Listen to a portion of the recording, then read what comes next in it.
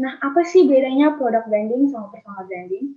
Intinya, kalau dua-duanya ini tetap kita memasukkan unsur manusia ya.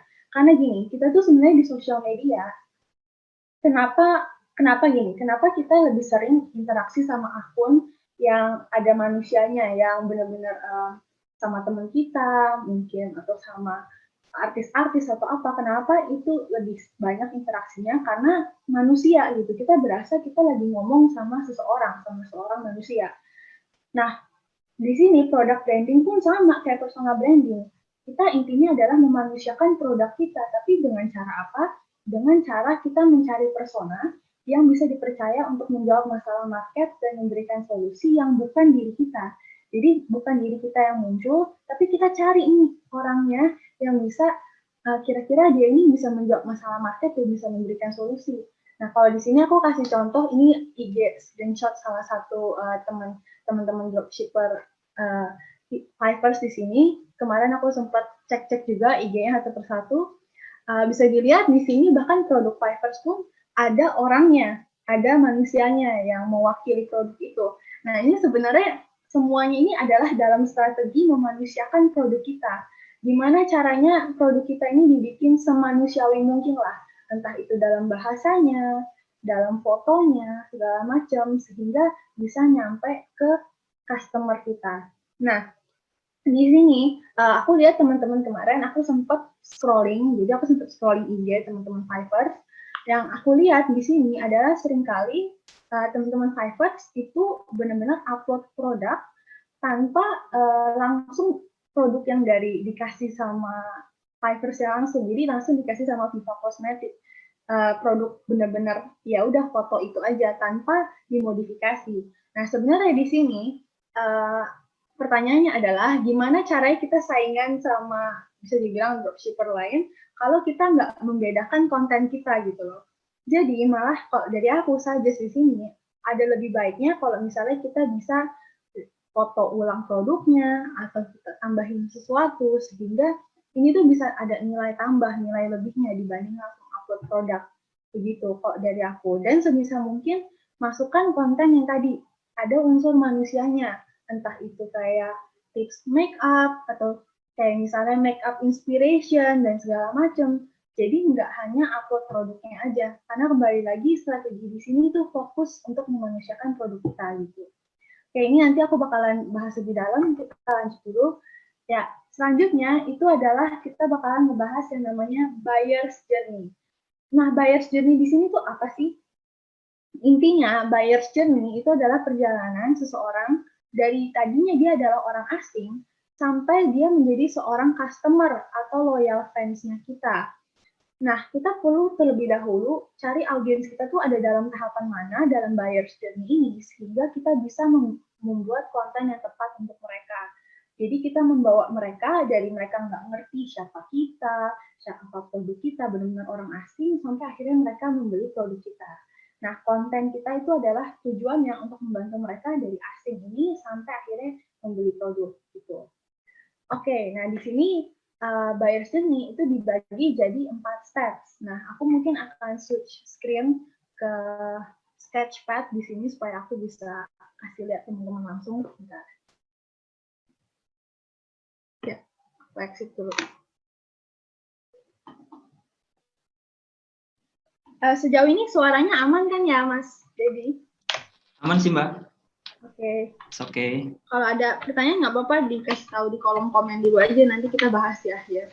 Nah ya, buat Fivers kalau ada yang mau nanya langsung aja di kolom komentar ya. Nanti kita bacain di akhir sesi pertanyaan satu-satu. Ya. Oke. Kita akan ngejelasin materi apa lagi nih, Mbak, next-nya. Ya, buyer's journey. Bentar.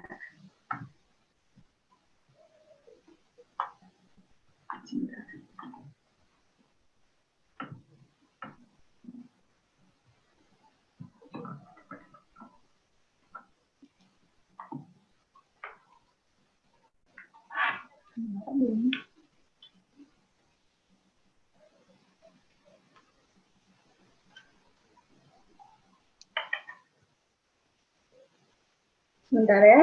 Oke. Ya, sambil ini nunggu, kalau teman-teman yang mau nanya boleh ya. Siap, siap.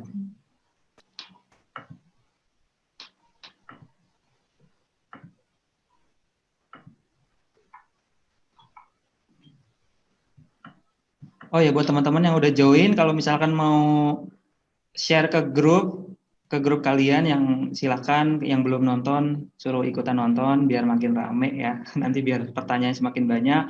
Mungkin teman-teman Pipers atau dropshipper pernah mengalami case sesuatu atau misalkan atau apa, bisa ditanyain langsung. Jadi langsung dijawab sama Mbak Vicky ya Mbak, gitu ya Mbak? Iya.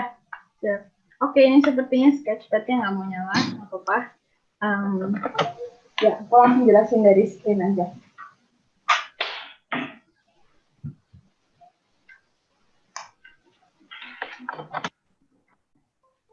Oke.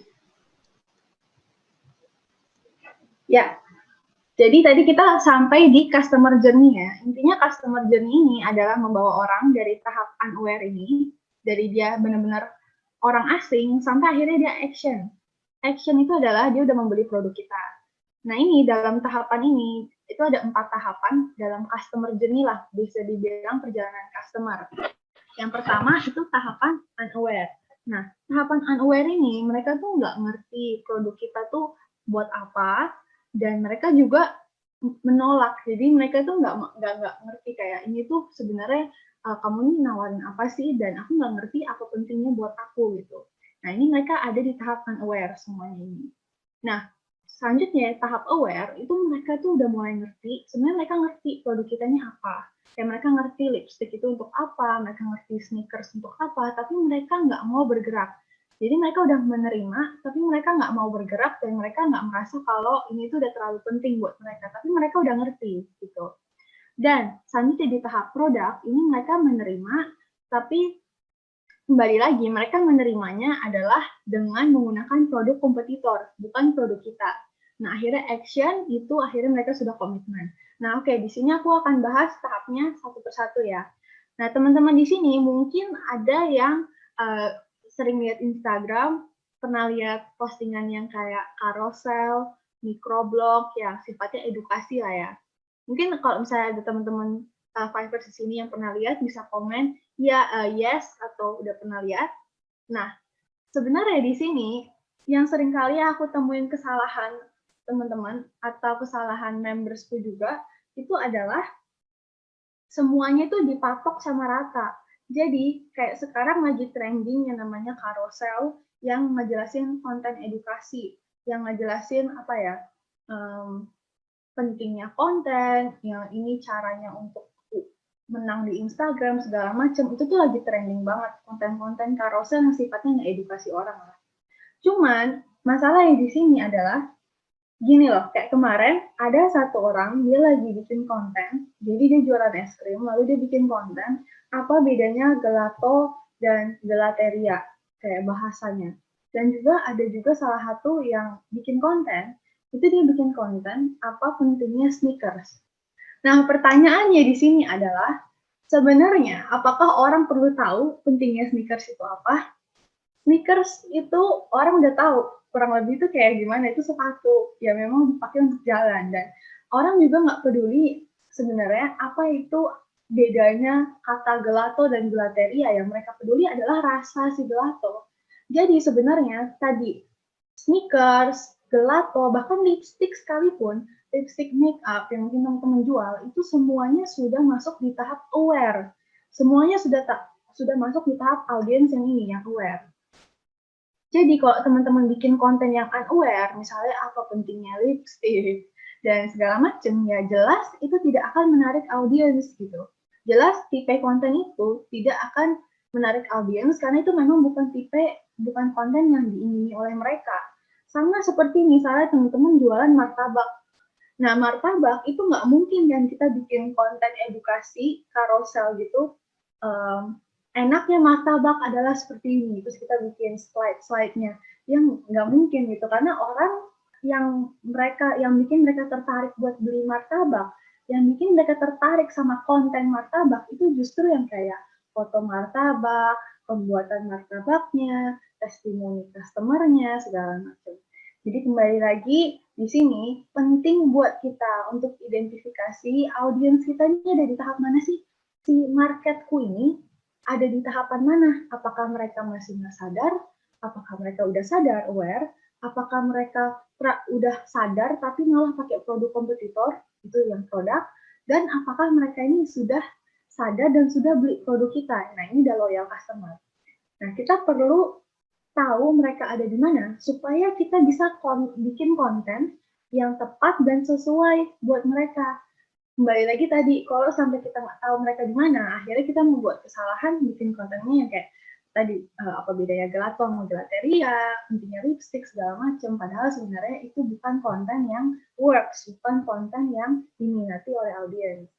Nah, kalau di sini, mungkin teman-teman Fiverr di sini, yang kemarin aku sempat lihat juga kontennya, itu mungkin audiens teman-teman sudah ada di tahapan aware, sudah di tahapan sadar kalau mereka ini butuh produk lipstick, mungkin butuh produk buat merawat kulitnya segala macam, butuh kosmetik lah ya, mereka udah ngerti kosmetik itu apa. Nah, tapi bisa jadi mereka nggak mau bergerak. Kayak aku di sini, kayak sebenarnya aku ngerti kosmetik itu pentingnya apa, segala macem. Tapi jujur, as kayak yang aku pakai sekarang aja itu sangat dingin banget. Aku cuma pakai lipstick. Kayak tiap harinya aku nggak pakai skincare segala macem. Bahkan aku make up pun ya cuma sebatas lipstick karena aku ngerti, tapi aku nggak mau bergerak gitu. Dan di sini kalau sampai teman-teman tahapan audiensnya ada di aware, berarti kira-kira produk yang harus kita bikin itu yang misalnya intinya tuh kita mulai kasih mereka tuh sesuatu supaya mereka bergerak. Misalnya kita bikin tadi make up inspiration. Jadi kita bikin kayak kamu pengen penampilannya seperti ini, misalnya kayak bisa teman-teman tunjukin foto atau apa. Nah, itu bisa dengan menggunakan produk A, B, C yang teman-teman jual misalnya. Nah, itu kan dengan kayak sebenarnya yang orang beli itu bukan make up-nya, tapi orang beli adalah kecantikannya dari make up itu kan. Dan begitu mereka lihat konten tadi, make up inspiration, mereka kayak, oh aku pengen nih supaya aku bisa kayak gini, bisa dapat make up look yang kayak gini. Nah, gimana caranya? Nah, disitulah mereka mulai mencari produk teman-teman. Misalnya nih ya, aku contohin di sini. Nah, kayak gini. Nah, ini sebenarnya kayak begitu orang-orang lihat, oh ini si Cinderella make up look-nya kayak gini, aku pengen dong punya make up look yang sama. Nah, baru setelah itu dia nyari produk apa sih yang dipakai supaya bisa dapat make up look yang kayak gini. Atau misalnya bahkan bisa kreatif banget kayak, ini cuma satu make up look, bisa bikin kayak back to school make up look segala macam.